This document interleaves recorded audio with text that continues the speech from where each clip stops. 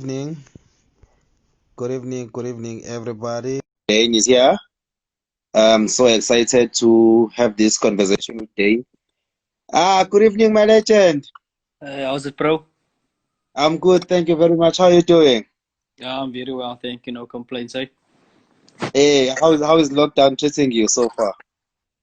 It's good, man. It's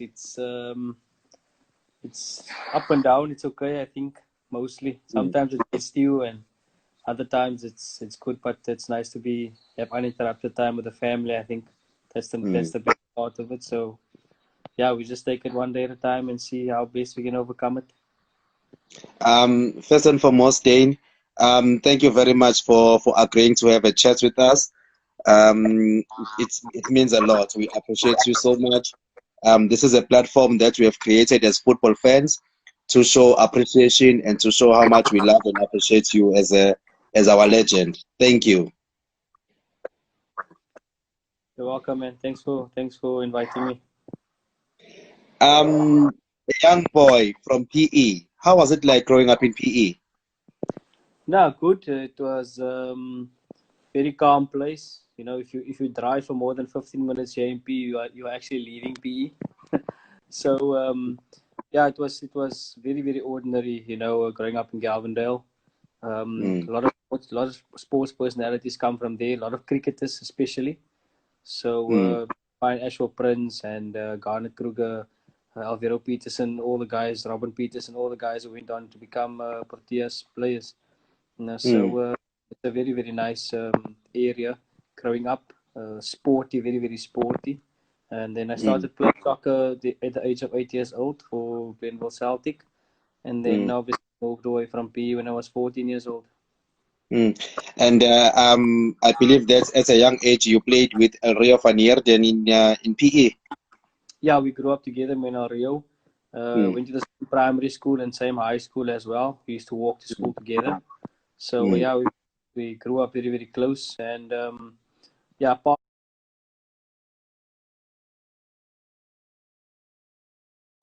of the reason why we probably became successful in football is because we probably trained more than anybody else. You know, myself and Mm, Aria would train 5 times a week, mm, compared to training twice or once a week.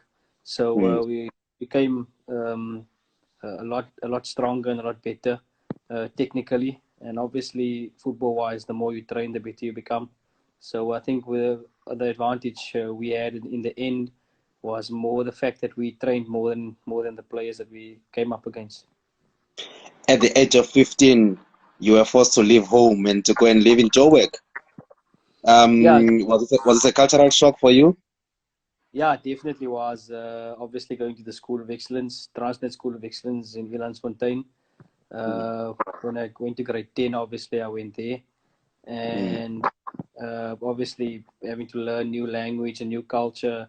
It was very mm, difficult the first few months because I wanted to go back home because I mm, wasn't used to it. And when you come in an environment that you're not used to, it takes a bit of time for you, especially at a young age.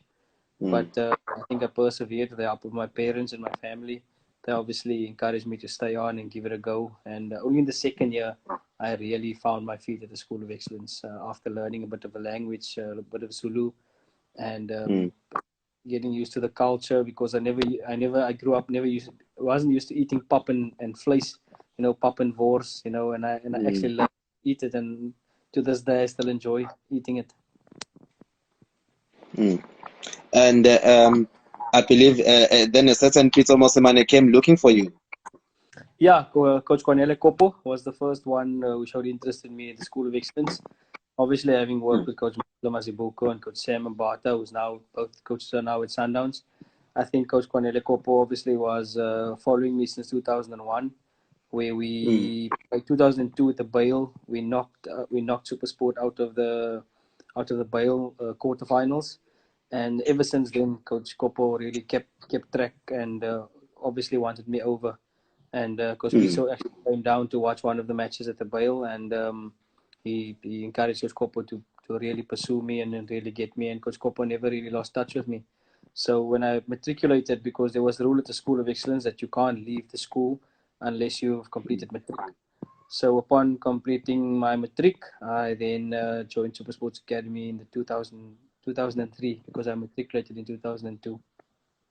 Hmm. Are you surprised that you are dubbed the most decorated or successful player in the history of the PSL?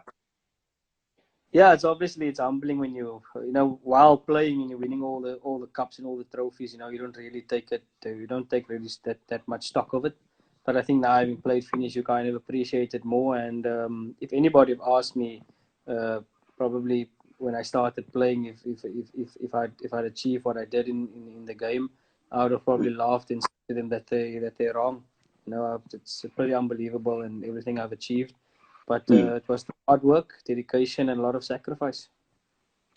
But what is surprising, that even politicians, when they they tweeted that if you want to win the league, ask your club boss to sign Daine Klate because he won 5 in a row, unheard of.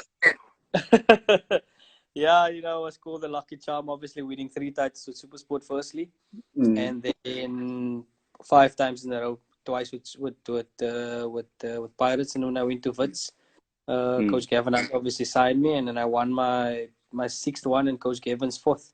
Interesting Mm. fact is that Coach Gavin Hunt has never won a league title without me. uh, it means that you are his lucky charm indeed. Which one was your most memorable? Look, obviously, the first one will always stand out.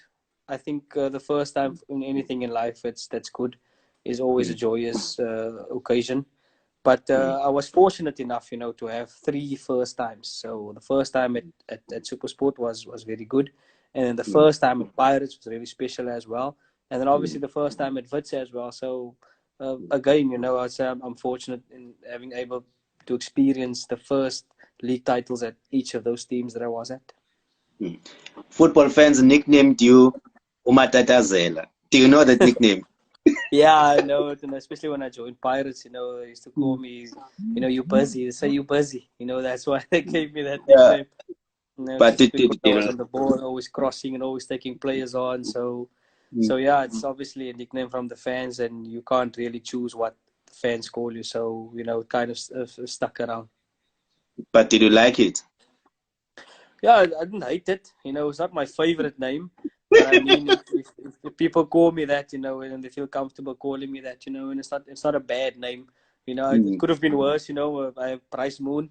Bryce Moon's nickname is Snagger, which means stinks. I mean, it could have been worse. Oh, oh. Yeah. Uh, but now I know that we've jumped to your playing career. How are the boys doing? No, good. Your, All good. It's obviously different times, difficult times. So a lot of Fortnite at the moment, but yeah, we're mm, trying to just do our best with the online schooling. okay. And I know that you and the madam are celebrating 10 years this year. Yeah? Yeah, it's an interesting fact. 10 years we are. She's sitting over there. She heard that. Yeah, I think she's expecting a big occasion in December Mm, for 10 years. I don't know. Maybe she's doing mm. it. I'm expecting it for her to do something for us. Not really from my side, more from her side. Uh, no, but she must surprise you. Yeah, You things must you have must. changed. Yeah, things have changed. It's not we need the females to be more ladies. They say you must be gentleman-like. So I think it's time for females to be a bit more ladylike. Yeah, no, true. Jane, obviously, you had a very interesting career. There are a lot of football fans, including myself, who have followed you since your day one, since that 2004 SAA Cup final under Coach Pito, and you also played in the 2005 ABSA Cup final. You came on as a sub. Was it your memorable final, since it was the Yeah, first? yeah. I think the first one you're referring to when I came on as a sub was 2004 in December, the Coca-Cola Cup final. We Yes, yes, yes. Besuma scored for Chiefs. We played in Bloemfontein. I still Mm, remember. That was mm, 2004. We made the SAA, and I didn't play. I wasn't part of the squad then. But by December, mm, I broke into the team, and obviously was part of the squad and came on at halftime for Tsuyo Mukoro. That was really one of the best moments for me because it was against Chiefs and the stadium was packed in Bloemfontein. My first touch, I actually scored a goal, but they ruled it out as offside, which I wasn't offside. I can guarantee you, Kevin Sebeko played a fantastic through pass and I finished it off past Raul Fernandez still. And then after that, Besuma scored and we ended up losing that game 1-0. And then obviously that same season, 2005, we managed to win the Absa Cup and I started that match. So it was an eventful first debut a debut season for me was very, very eventful, and the success already started back then. But just a moment, Dane. I would have to apologize to our viewers as well because we are experiencing a very bad reception. I'm not sure whether it's on my end or your end, but it's at times we lose you and we can't hear clearly what you've said. But we are able to connect what you are saying. Okay, let me just check again if it's it might be me.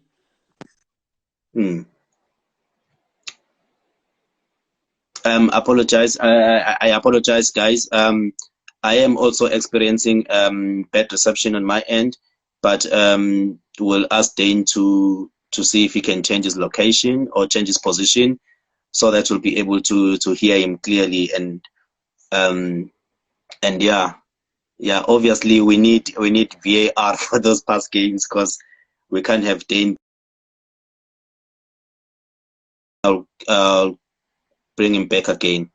Let's see if we can get Daine Klate again.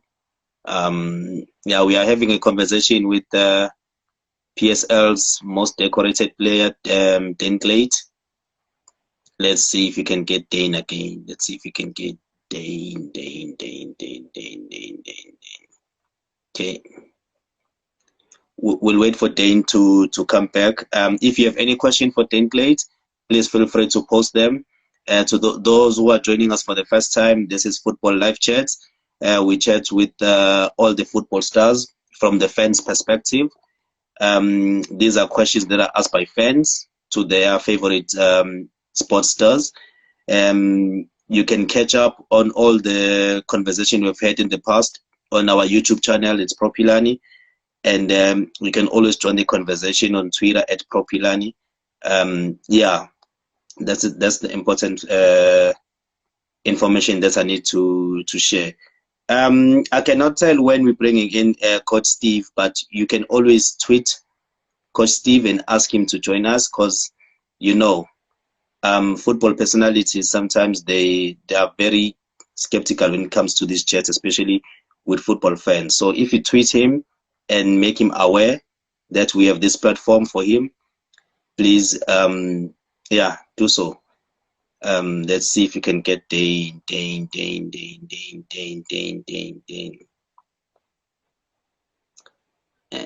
We lost Daine Klate due to bad connection, but hopefully he's going to reconnect with us soon. Yeah, we're just checking. Yeah, he's back. He's back. Klate is back. If you have questions for Klate, please feel free to join the conversation. Sorry, man. Sorry about that. I think it's okay. Yeah, I've got two Wi-Fi routers and it just connected to the wrong one. That's why it was so slow. Oh but no, it's better that people can just say that if I'll obviously just read there. They must let us know if it's okay now. It should be okay now. Much better. No, it should be much better now. I can hear you clearly as well. You have a perfect relationship with Adidas. How did it start? Yeah, I was at SuperSport in 2004. Obviously, joined them, and Coach Pitzer actually spoke to Mike and Tombela. He was still with Adidas at the time, and they started supplying me with boots. And then obviously in 2005, I signed my first contract with Adidas, and ever since then I've been part of them. And to this day, even after I retired, I'm still an ambassador for Adidas as a retired player. So I'm still very much part and parcel of that. The nice part about Adidas is that they've always been there. I think I've never had to buy a pair of boots in my entire career as a professional player. bar probably the first 6 months of my professional career. But I think that in itself is a huge saving, you know. So I always advise players, you know, when you're looking for sponsorship, especially here in South Africa, you know, we don't have the market of Europe or the way Europe does things. That's why you see all the global advertisements. It's the Nike will have Ronaldo, Adidas will have Messi, and all the stuff is globally. So when players go, then agents go, they look for money, you know. And I mean, for a brand like Adidas to end up paying people lots of money, you know, what is in it for them? You know, we don't get that the market share that the Messis and those ones reach, you know. So don't go looking there for too much money. Obviously, you know, it's more about the product for me, which has helped me. And you end up saving a lot. You probably end up saving close to 100,000 every year just on clothing and soccer boots. You know, you are famous for your left foot, and you are famous for your free kicks as well. And you've only scored a few with your right foot. I remember the other one you scored against Telangobeni. You faked a left shot, and then you brought it to your right, and then you hit the upright, and it went in. How many goals have you scored with your right foot? Yeah, I can't really count how much I've scored. I think it must be somewhere between 6 or 7 I've scored with my right foot in the past. If I can remember all of them correctly, it should be around 6 or 7. You know, I remember at SuperSport as well, against Amazulu, I scored with the right foot. At Wits in the Cup final, Sundowns, I scored with the right foot. So there was a few occasions that I actually scored with my right foot that I can still remember. And Daine, obviously, you've tormented a lot of clubs. One of the most memorable goals that you scored is that free kick you scored. I think you're playing Derby. You're playing against Chiefs. Was that one of your best goals, or do you have any other goal that you would call your greatest? Before I answer that, I can see this question from Kurombi Lutendo. Can I just quickly answer him? They asking what happened at Chippa. Was I playing for SuperSport? That's not the truth. I think when one of Chippa's management people called me on the 2nd of January to tell me that they're releasing me and they don't need my services anymore. They specifically said over the phone, there's no reason, you know, they're just basically cutting costs and whatever, and the club has decided to let me go. You know, I didn't misbehave or anything like that. So obviously when I heard over the radio that I was coaching players for SuperSport, I was as surprised, you know, but that's not who I am. I mean, you can ask SuperSport or Wits or anybody, you know, I'm here to help players, and if I can help players, I obviously will. But I never use Chippa's players to coach for SuperSport or for any other club for that matter, you know. And look, people know me. People know I've created a good name for myself, and obviously my name being tarnished like that is not nice. But it's not a reflection on me. It's more a reflection on how the club operates. So those rumors are untrue from my side. So I just think I needed to clear that up for some people, because I get asked that question, you know. But I've got nothing against the club, you know. They released me. I didn't fight. I didn't do anything. I didn't go against any of the club's rules or regulations. I actually lasted longer than I expected, to be honest with you, because obviously when Larson left, you know, things got a bit the breakdown between the first team and the NPC team. You know, there was kind of a breakdown in communication. But I obviously said to the coach, Norman Mapeza at the time, if he needs me, if he needs anything from me, I'm more than welcome. I don't want to be in his space, and I don't want to obviously be involved where, you know, I shouldn't be. You know, it's up to him, because Coach Larson called me in to help with the first team. But yeah, I just wanted to clear that up. I never had any intention of poaching any players or anything like that. I'll always be there for players. You ask any of those players that I worked with, I'm always there to help them. Even to this day, you know, a lot of them are in contact with me, and I'll obviously try and help as many players as I can. Now, going back to that free kick. Yeah, sorry, man. Yeah, going back to that free kick again in the derby. I think firstly, I scored an own goal in the derby in my first competitive derby. I beat Munib. I remember that on goal very well. Yeah, we lost the ball in the corner there, and Masuna at that time, he was really doing wonders. He demolished us. And sometimes they say you do something with your heart, you don't do it with your head. So in my heart, I felt we lost the ball. I need to help out in defense, and I ran back into the box, and not thinking that the ball can actually end up there by me.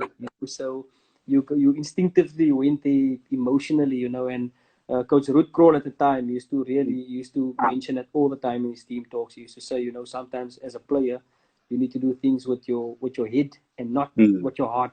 And that was one of that moments that struck me, that that is a moment where I did something with my heart and not with my head. The ball ended up hitting me against my leg and went into the goals. Me coming back trying to help out, actually causing a problem.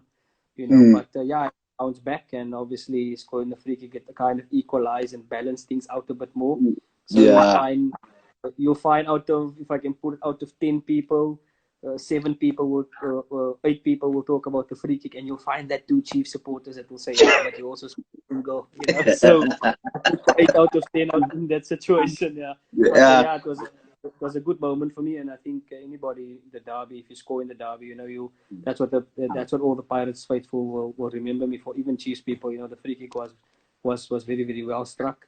So obviously I always get, and it will be a memory that will be there forever. You played with Benny McCarthy. You played with Munib Josephs at Paris. Obviously, with Munib, you develop a very strong bond, and I'm not sure when that friendship started. I remember you also, against Celtic, after just 6 minutes, there was a goal kick from Munib. It went straight to you, and you scored. Were those 2 players your best friend in football? Yeah, I think firstly Ricardo Katsa and Saint Pochenpoel, we were really, really close friends. Another good friend of mine was Peter Kobani. When I came to SuperSport in 2004, Peter Kobani was one of the senior players, and took me under his wing a lot. I had to polish his boots. I was basically the one who polished Peter. Peter wore that long 6 studs World Cup boots at training, where he's going to kick everybody, and he used to tell me to polish it for him so he could kick everybody. So I had a lot of friends. You end up getting a lot of friends. But I think at SuperSport, it was Saint Pochenpoel, Peter Kobane, and Ricardo Katsa. We were really close, the 3 of us. And then obviously when I joined Pirates, before I joined Pirates, Munib encouraged me to join Pirates, because Munib was obviously before me. But once I got to Pirates, I think Munib took me under his wing, told me what to do, what to avoid, how the club operates. And they really just showed me the way, together with Lucky Lahuati, obviously. Those 2 were the most welcoming players when I got there. They were excited to have me there, and they knew what I could offer to the team and where I come from at SuperSport. So I think, we built our bond. And then obviously when Benny joined, we just became a trio. Basically, we sat in the room, and we actually discussed about going into coaching together one day. And hopefully one these days, we can all 3 be on the same team, coaching the same team, and also trying to help each other, because I think it's important when you go into coaching to have people around you that you trust. And there's in the PSL especially about coaches and politics and all those type of things. So I think if you have people working together towards one common goal, I think that would be ideal. So but definitely those players are. Benny, I went to Benny in Scotland in 2014 with my family. Went to go visit him over there for a weekend when we went to London. And me and Munib is in contact still. Munib phones me and asked me when he got to coach there against Amazulu. He asked me, what does a coach do, And I kind of laughed at him and tried to obviously give him a few pointers and how to get their coaching education and all those type of things. So, yeah, we definitely, when I was at and Wits, before and he ended up at Wits, and he encouraged me to join Wits, and I ended up joining Wits. I ended up winning the league with him there. So yeah, we're very, very good friends, and I hope he doesn't come on here today, because he's just gonna come on here and talk nonsense, make us laugh. So if he is now, I hope he's in a team meeting with Zulu as we speak. No. We'll also try and get Munib in the future for his own time. But you know what my worst worst match, Daine? Obviously, as a football lover myself, do you remember the cup final, MTN final in Bombela? Yeah, against Yeah, Platinum Stars. you were playing for Vets. Oh, that one. Okay, yeah, that's one of my best matches I've ever played. how how was it like? I mean, that was one of the best cup finals I've ever watched, and the fact that Sundowns were outplayed, completely outplayed, made it even better for me. But at the same time, when it comes to enjoying a football match, that was one of the best football matches. How did you feel after that match? It it started, it started when the season before that, Sundowns Mm, won the league, and we had to make a guard of honor for them, and at mm, Bidvest Stadium, Bali had still scored, and we still lost that game 1-0 as well. mm, So I think after that match, I went into the change room and I had to go with everybody because we drew against mm, Black Aces, Pumalanga Black Aces at the time. We were leading mm, 2-1. We just scored in the 88th minute, and mm, we were going to go into the Sundowns, not having to make the guard of honor because mathematically they would have still not wrapped it up. And we ended up conceding right after we've scored. We mm, conceded in stoppage time a corner, and they scored. And I went into the players, and mm, I said that's I never want to do this again. Make a guard of honor for a team again. We shouldn't have been a guard of honor because we were competing with them for the league, and now we must mm, make the guard of honor, and we must still play them. So after mm, that game, I had to go Jabu Shop and said, "Yeah, Daine, you always go on and you don't encourage us, you don't motivate us, you're always having a go with us." And by then, I mm, was top goal scorer and the one with the mm. most assists, so I ended up being the player of the Yeah, season. 12 goals, I 15 had the assists. right. Yeah. Yeah, I had a right to talk and I had a right to say what I wanted to say. And I said to the guys, and we're not going to do this next season. And I said Mm, to Jabu Shongwe, if you want me to motivate you, then you're at the wrong team. Then because mm, I'm not here to come and motivate players, I'm here to come and win trophies for the club. And if mm, you feel that you need motivation, then you should probably go and play for another club. mm, And afterwards we spoke and everything was if you see the MTN final when I scored the third goal. mm, Um, I think Chabu Shonge was one of the first players that was with me. And afterwards, I said to the guys, this is what winning is about. That mm, losing there, being hurt and caring about the season. I think that was more important. And then we ended up winning the league. And then Chiefs ended up making a guard of honor for us. mm, So I said to the players, next season, somebody else must make guard of honor for us. And it just so happened. So I think, yeah, my influence in the change room was important. And it's one thing talking in the change room, it's another thing leading by action, and I mm, prided myself in leading by action, by scoring goals, creating goals, helping to defend, and it stemmed from super sport, since Coach Pitso coached me, when Coach Gavin Hunt came in there, I just, when I was quiet in the change room, Coach Gavin Hunt never really used to like it, especially when we're not playing well. So I was the mm. one player who would end up saying something. I have to say something, and I have to really get stuck into the players before the coach can actually do it. So I was one of those players that had presence in the change room. But out of all things, why did you guys have to showboat in that final? you know, you, you know, working with Coach Gavin and he always says when we're training and when we're playing matches, he's the most happiest guy when you win 1-0 and it's a tough Mm, game, because it's tough and it's 1-0 and he's the happiest ever. When you mm, win 3-4-0, he has a go and says you should have won 6-0 and those type of things. But he always used to teach, and it always stuck with me. You know what? You earn the right to play.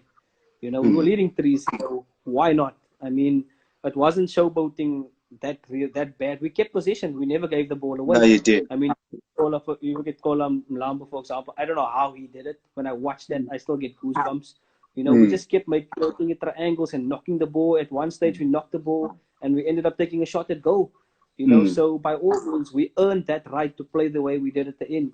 We mm, still kept possession, still moved the ball around. We still tried to go and score goals. If we look at the final whistle, Chotson and Ngele was almost through to go and mm, score, and that's when the match ended. So it was keeping possession, and maybe to a certain extent, I would say there was a little bit of showboating, but mm, no disrespect to Sundowns. We were just out there enjoying ourselves and having fun. They couldn't get close to us. They couldn't touch mm. the ball at the last 5 minutes. And we just kept possession, and that's what teams do. When you're leading 3-0, you run down the clock. and I think we did it fantastically, and the people loved it. I think even Sundowns fans as well, they enjoyed it. Sure. That is why I'm saying it's one of the best cup finals I've ever watched. But now going back to Pirates, the CAF Champions League journey with Pirates. How did you feel about the Bacala moment? No, it's fantastic.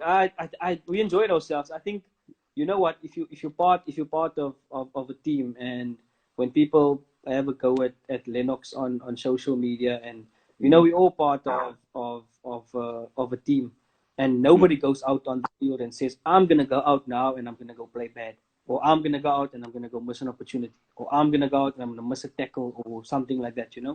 We go in as players, and once you're on that pitch, you don't want to do things that's bad and people's gonna speak to. We never did it on purpose, but it's one of the things. It could have been different. And always, at the end of the day, it's whatever is meant to be will be. There's matches, the semi-final, for example, against Esperance, where Lennox did well, and then there's in the group game Zamalek, where Lennox scored fantastic goals. I mean, that's how football works, man. And unfortunately, people will remember you at the worst times for the worst moments, and it's just part and parcel of being a professional player. Like with me, the own goal against Chiefs in the derby, and then obviously the free kick as well. So it was disappointing not to win it in the end, but I think the journey as well, it's, for me, the journey was one of the best journeys I've ever had as a football player. But Daine, besides people asking for you to asking the PSL to have a statue of Daine Klate because of your successes, it's also baffles me, Uguti, you have never had a fair chance at Bafana. Yeah, that's the question. I think the question is, I said to you, I just mentioned it now, that sometimes when something is meant to be, it will be, and that's one chapter of Bafana that just wasn't meant for me. I think God probably didn't want me to be there. He probably wanted me to be there, but it was out of my hands.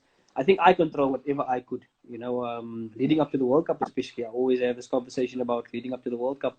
I won my third league title with Supersport, and then I ended up being the player of the season. So if you win, you're the player of the season, and you still can't get into the team, then it's beyond your control. And there was never really an explanation for why I wasn't there. And as disappointing as it was not to be part of the World Cup, I would have loved to be there. I also feel that I have no regrets on it, because it was something that wasn't in my control. I could have said, I didn't work hard enough. None of that. If I ticked the boxes, I worked hard enough. I was a top goal scorer at the team that won the league. I was the player of the season in the whole league. So I mean, everything that I could to be in that World Cup squad specifically. But I think overall, I think I've got about 13 caps or something like that.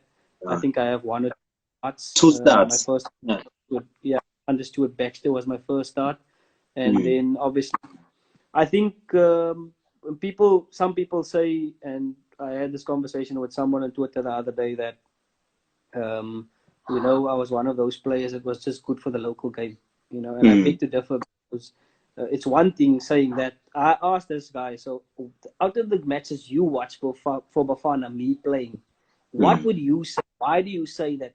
And the guy couldn't answer me, because there was never a situation. I saw that. You can say, but Daine doesn't deserve to be here. No one said to me at the time, you don't deserve to be there. So it was really about a lack of opportunity more than anything else. But again, bro, I have no regrets, and I have no hard feelings about it anymore. Like I said, I was disappointed and probably sad at the time, but definitely no regrets about it. Speaking of social media interactions, you are one of the few players who doesn't hold back.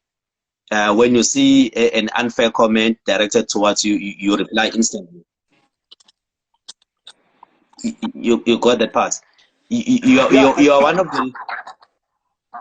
No, I was saying you are one of the few players who doesn't hold back on social media. When you see a comment directed towards you that is that you don't disagree with, you don't hold back. You reply swiftly. Now, do you think that our players need to be trained on how to do with social media criticism? Yeah, absolutely, for sure. there is certain instances where you can just ignore it, which mostly is ideal. But there's certain times that you have to stand up for each other, and you have to actually. What I try and do, and what I try and mostly what I get from people is once you respond, uh, you might feel offended. I might feel offended sometimes, but my response won't be like I'm offended. I will try and engage that person and probably ask him why he feels like that. You know, is it personal? So if you don't like me, then you shouldn't follow me or don't comment about me. But if we can't engage each other in a good manner on that platform, then obviously, you know, it's if you have a problem with me, just because who I am, for example, you don't know me from a bar of soap, you don't know me, and and you just see the things you see on TV, and you don't know me, but you're gonna try and say things that kind of offends me. I'll reply and I'll respond and I'll see. And most of the time, I must say, 9 times out of 10, it end up being a good conversation, and that person ends up respecting me a little bit more, and the conversation ends in good spirits. You know, there are other occasions, obviously, where it kind of gets out of hand, but I try and stay away from that and try and not sway or anything like that. Because yeah, I don't. I'm not gonna be the rappers and those type of guys. I mean, that's their game. They have to come across good and just cool, you know, because that's all what they rap about. But I mean, for a guy like myself, you know, that wants to inspire the younger generation and what I've achieved, you know, and uphold my name. I think that obviously is important for me to keep my calm on social media and try as best as I can to engage with people in a respectful manner. no, and tell me about Julio Liel. Hey, coach, you know, he's such a lovely person, Showman. I think a club like Pirates for a coach like that, he's too soft. You know, he was way too soft. You know, he used to come to training, and every day he'd come there and he'd say, you know, guys, I like my basic 11. I don't like, and I mean, by him saying it, he actually meant that he loves his starting lineup. He does not want to change it, you know. And the one day he just walked around the field. So he used to play small-sided games, and he walked around the field, and so he'll walk around with his hands behind his back, minding his own business, watching the training. You know, Coach Debza will be there on the pitch there with the goalkeeper coach, the late Alessandro. He'll be there and he'll obviously be refereeing and overseeing things there. But then the ball, like he literally walked around the field and the ball would come out to him. And the man just went in the air and did a whole overhead kick for us, and all of us would break down laughing, you know? It was so funny that day. Yeah, but Shame is a nice person, but way too soft for a team like Pirates. Because before we get to your coaching, I want to understand this past day. You've been a victim of bogus interviews. You've had a go at a few publications who have said a lot of incorrect things about you. And at one stage, I remember that there was a journalist that once tried to force you to say something bad about Teko Modise. What do you think about the quality of journalism in the country in terms of educating us fans about understanding the game, about understanding you as players? Yeah, I think my brother is a journalist now as well, and I think it's changed a lot. I think back then it was obviously about, you know, the publication. You want to sell as stories as much as you can, so your narrative. I did an interview, and the guy's narrative from the time I started the interview was to badmouth Teko Modise. It was his narrative, you know, and I kept saying to him, listen. My narrative on Teko Modise is not your narrative. When we started the interview, and I said that's not my narrative. I swear to you, he ended up writing his narrative. He ended up answering for me in the interview, you know. And I was to this day, I've never done an interview again because it was with Soccer Laduma at the time. I've only done when it's a sponsored page with Adidas or Appso, one of the sponsored pages I've ended up doing, or when the journalists approached me. Vuyani Johnny was at the time, you know, he approached me and I did an interview with him, honestly, as well. because I just felt that at the time, doing an interview with any journalist, they end up twisting your words in the papers. So, but I did it with Vuyani when they approached me in a politeful manner, and they give you the fine print and they say to you, "This is what we want to print. Are you happy with this?" Then, by all means, no problem, And obviously, a little bit of controversy here and there. You must also be clever as a player, what to say and what not to say. You also want to give a bit of truth to the people out there. But I mean, when journalists start writing their own things about what you said and you didn't do it, then that becomes an ethical problem, And the best thing about it's changed a lot, I must say. There's a lot of journalists now. Joe Cran has just left. I mean, the country as well. I mean, journalist Mazola is out there. There's so many of them. That's been fantastic. I think they're very respectful. Obviously, stories must sell. So as a player, you try and be as transparent as you can. We've had Joe Crane before on our chats. We've had Mazola as well, and they've given us their perspective as journalists. Because what we read on the papers as football fans, sometimes we take it as gospel truth without really understanding the context of the question sometimes. And Daine, a lot of people don't know that you're actually good at cricket. Yeah, a very staunch cricketer. I had to choose between cricket and soccer when I was younger, but I obviously chose soccer. But yeah, I absolutely enjoy playing. I'm playing for Helenvale Cricket Club. Helenvale is a very, very gangster area in Port Elizabeth. So I try and help as best as I can there, I love playing cricket, it's my hobby, but also trying to get back and trying to inspire people from that area as well, by playing cricket for them. So I always look forward to playing with them. I can't wait for the season to start again so that we can get back at it. But yeah, I love cricket, and there's one of my cricket guys, Ayanda, who's left the deal done. I played for deal done in Johannesburg as well. I don't know if you know Fat Cats. I'm pretty sure you know Fat Cats. Yes, Fat Cats. Fat Cats are very popular. Fat Cats very popular. They've never beaten us in cricket, so yeah. Well, yeah. If you need a wicket keeper, I'm available. Nah, no problem. Awesome stuff, man. You're more than welcome. You're more than welcome. Tell me, Daine, what does a professional player need in order to stay for 16 years or more in the league? Because I know that you've been playing professional football for 16 years, and you've been doing it consistently, so giving excellent performance, 10 out of 10, nothing below par.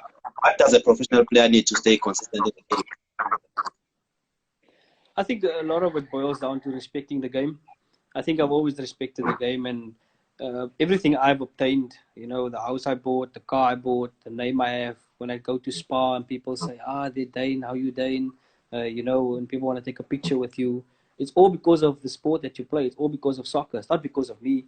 And I've seen players, they go to restaurants and fancy restaurants and post on social media and do all those type of things, not respecting the game. I could never do that. So especially when I was at Pirates, I had this whole thing of I couldn't even go to Spa. You ask my wife if after I scored the own goal. For 1 week I didn't go anywhere but training. It was training home. Because whenever I would go, I had to answer. And because I cared so much, I think I respected the game a lot. Because everything I have is because of the game. The reason why you having me here on Instagram now, and the reason why people is on this platform here asking questions is because of what I've done in football, and not because of who I am, but it's because of what I've done in the game. And I think that's one of the best things that players can learn. I think as long as you're respecting the game and you care about the game, when you're losing, you don't want to be going out and partying when you're losing. You have to show that you care. And that's one thing that I installed and trying to install when I was coaching at the MDC at Chippa. We were leading 3-2 against Golden Arrows. Golden Arrows laying last, mind you, Golden Arrows laying last on the log. They ended up scoring 3 goals within about 15 minutes. The last 15 minutes, we ended up losing 6-3. And when I got in the change room, I'm a calm person. I don't shout a lot. I don't scream a lot. I don't lose my cool often. But when I got into the change room, the guys was in the shower laughing and joking about, and I just lost everything. I threw a bottle onto the ground and the water went out, and they've never seen me like that. But I said to them, I got the message across to them that, you know what, when you're going to behave like this and you're showing that you're not caring, then it's a big problem. You must care. You know, you can come in the change room when you've lost against a team that's last in the log. They've conceded 6 goals, and you're coming in the change room and you're laughing and you're having fun, you know. And you know what? After that day, you know, the team really, the mentality really shifted, and it was good to see the boys. So obviously, they ended up off the season very, very well. It was the first time Chippa actually ended in a bit of a respectable position and not towards the bottom of the log in the MDC. So it was nice for me to do that for them, and leaving them with everything that I've learned, you know. And I learned a lot about coaching as well while coaching the boys over there. So that was one of the moments where it's about that care that I'm talking about. You know, you have to care because now you've lost, but now you're gonna put on your fancy clothes and you're gonna go out there, and you know everything must just be fine. You know, it doesn't work like that. There's people that support you. There's people that wants to see you do well, and you disrespecting the people. Like I'm saying to you, for me, the reason why I was like that is because I respected the game a lot. And when things went wrong, I wasn't on social media posting pictures of myself having fun. You know, when we lost against Pirates, I wouldn't be on social media until we've won again, and then I'll post a picture again, because you have to show the people that's the custodians of the game. You have to care. You have to show them that you care. So July 2019, you announced your retirement. Then you went to Irish FA. Yeah. I think I actually, to be honest with you, when we played the Telkom knockout with Fitz, when we won the Telkom knockout against Bloemfontein and Celtic in 2017, I sat in the change room in the corner, and you know, everybody was happy, obviously taking pictures, and it actually hit me that, you know what, you actually come into the back end of your career. And since that match, you know, I started contemplating, you know, my desire went a bit down, my passion for the game went a bit down, and waking up and going to training, I lost a bit of my passion and desire for it, you know. But and then I decided, you know what, when I joined Chippa, I said, let me have one more go. It will be fitting for me to end my career off in Port Elizabeth, you know. And that's exactly what happened, you know. I ended off my career staying here at home, being where I grew up, you know. So where it all started, I kind of had that whole idea in my mind of finishing it off, you know. So it was just very, very fitting for everything to happen the way it did. And Coach Larson obviously approached me to be the MDC coach of Chippa, and I agreed. And then I obviously said to I went to Irish. By then I've already got into the Irish FA January that year. Actually, I made plans to go to do my UEFA licenses, and I ended up going to do my UEFA B license and part 1 of A. And next month, actually, part 2 of the A license is starting again, you know. So it's all about making plans and trying to improve yourself as a player and as a coach. When I go into coaching, obviously I have to learn the trade of coaching because it's two completely different things. Did you receive any offers, like as a player? Did you receive any overseas offers? Or As a player, no, not really, you know. It sometimes it just really comes down to the right place, right time, and teams must scout you, you know. So I had an opportunity to go to Strasbourg in France, where I spent a week, and I thought really, you know, this would be ideal for me because the level over there is obviously it's a bit higher. But I thought I could come over there, but obviously it didn't happen that way. And Feyenoord, when I was 19, I went to Feyenoord as well because of Supersport, and Feyenoord had a relationship with them, and I really enjoyed it. I would have loved to play there, and again, it was just a matter of if it was meant for me, it would have been, you know. But I would have loved to, obviously, but just the offers just didn't come in the way I would have liked it to.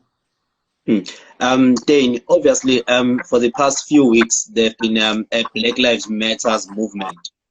It's also has some racism connotation on it. In football, have you ever experienced any racism in football? Look, when I'm actually glad I didn't go into cricket, because I think the systematical racism in cricket is obviously is very, very rife. But I think in football it's completely different. You know, in football it's majority of black people. I would say it's majority of our people. So obviously you'll find that, you know what, at the School of Excellence, for example, when I got there, you'll still find me sitting with a few colored people, or the black guy sitting with other. And in teams as well, you go to Supersport, you go to Pirates, you'll always find people that you have something in common and will go together.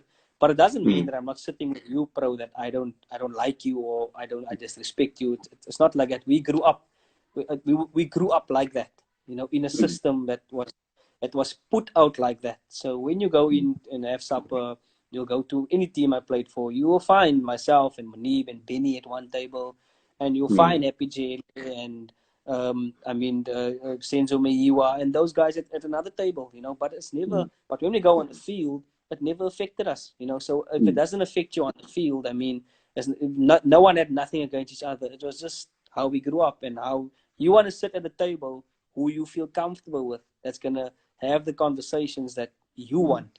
You understand? mm, So if a guy, two guys from Umlazi, for example, they are gonna be so comfortable with each other. They're gonna talk mm, about Umlazi. They're gonna talk about the way things are done there and their style and mm, their things, and we'll do the same. I mean, I'm from P.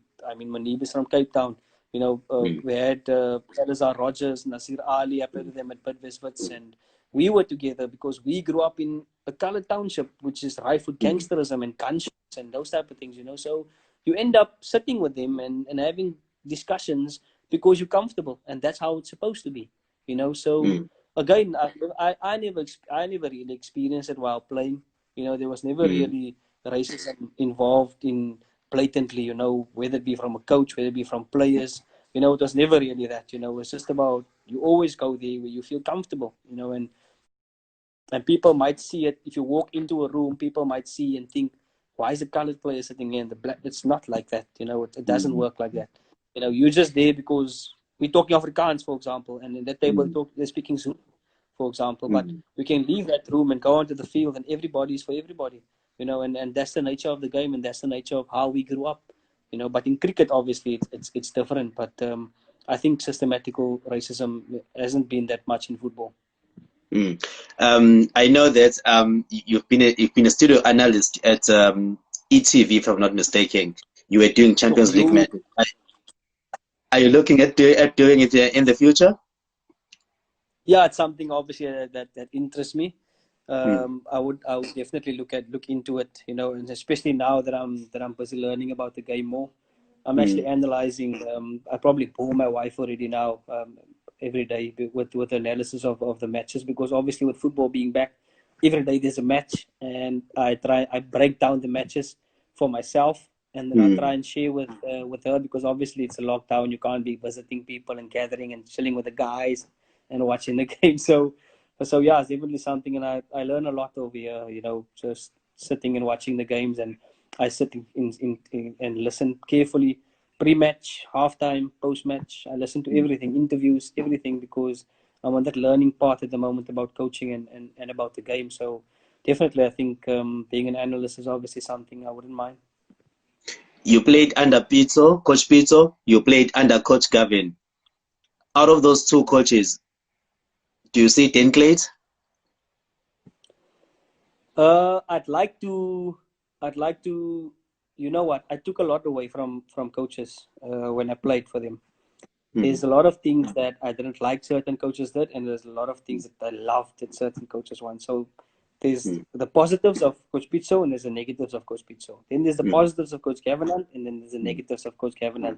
Then you go to Ruud Krol, there's a positive, negative. Every single coach, Rada de Sa, every single coach has mm, positives and negatives. You know, and I try and just grab all those little positive things from them and try and combine them mm, into whatever I was taught by them. I try and mm, instill that. The things I liked, the things I didn't like, I try and get rid of them. So mm, obviously, I think the biggest influence obviously was Coach Pizzo. I think I met Coach Pizzo when I was at the School of Excellence, and he was still up and coming at the time. mm, So seeing how hard he worked, how to get where he is today. I know how hard he worked to get where he is today. I know how mm, hard Coach Cavanagh worked, because a lot of stories were shared by me, and it was two very very different parts from the two coaches. But mm, I was happy enough and fortunate enough to work with both of them, because the mm, one really, when my career, gave me the start of my career, and the other one came in and improved me more. mm, So I think those obviously are the two coaches that I look at and for inspiration, obviously. And I can pick up the phone anytime, and I speak to Coach Gavin, and I speak to him a lot about the game, about football, about where the game is going, and I think the game is evolving, obviously. So I think it's just about modernizing yourself, and obviously I think the approach that I would love to take as a coach is obviously to be as flexible as possible. I want to be I want to be. If someone asks me what type of coach you are, I want to say I'm a flexible coach. Well, Daine, our time is almost up. Uh, just no explanation. Who's winning the league if the league returns? I think Advantage Sundowns. They've been there. They've done it. They obviously have a game in hand that's going to be crucial. But I think it's we're in for an exciting thing. And I'm not saying it because I don't like Chiefs. You know, I have nothing against Chiefs because I'm Pirates, obviously. You know, I think Sundowns has the experience to do it. You know, Chiefs, they might pull it off, but I think I would give it to Sundowns. Your best 11, best PSL 11. I've gotten this question so many times. I think I'll obviously go for Manib in goals. At the back, I'll have Bongani Kumalu with Ricardo Katsa. At left back, I'll have Tsietsi Mahoa without a doubt. I think he's one of the players that obviously I played in front of him. At right back, Nazir Ali for me stood out so much. In midfield, I'll have Shane Pochenpoel together with, you know, midfield is difficult. I played with Slompo, I played with Charlie, I played with, I mean, you know, those type of players. But if I have add my way, I'll have Shane Pochenpoel and Slompo Kekana in that midfield. At number 10, I'll have Sibusiso Vilakazi. I think when I came to Wits, he was one of the players in that number 10 role. Absolutely fantastic player and a good human being as well. On the right hand side, I'll have Palembe. On the left hand side, I'll have Dylan Shepherd. And obviously up top, I think I'll go with Benny McCarthy. So that will be, I'll be on the bench because I want to watch those guys do their thing. Who will be coaching the team? I think I'll have Coach Pizzo and Coach Hunt coaching together. No, that's a safest answer. That's a safest. I won't have them as coach and assistant coach. I'll have them as co-coaches. Or the student way. Yeah, the student way. Daine Klate, we want to tell you that we love you. We want to tell you that we appreciate you. We want to tell you that we value you as football fans. Thank you very much for spending this hour with us. We hope that our God blesses you. And we see you coaching in the PSL soon. Thank you so much, bro. Thank you so much for having me, my brother. Really appreciate it. And yeah, I'm looking forward to the next chapter of my career. Thank you, Daine. Have a good evening. Send our greetings to Madam as well. I'll do so. Thank you, bro. Thank you so much for having me. It was a pleasure. Thank you, Daine. Have a good night. Thank you, man. Thank you very much, everybody, for tuning in. Thanks to our guest, Daine Klate. I hope you have a good evening. Tomorrow, we are back again. We have another guest, a football coach. So we'll hear another perspective. Football fans asking football icons questions. Have a good evening.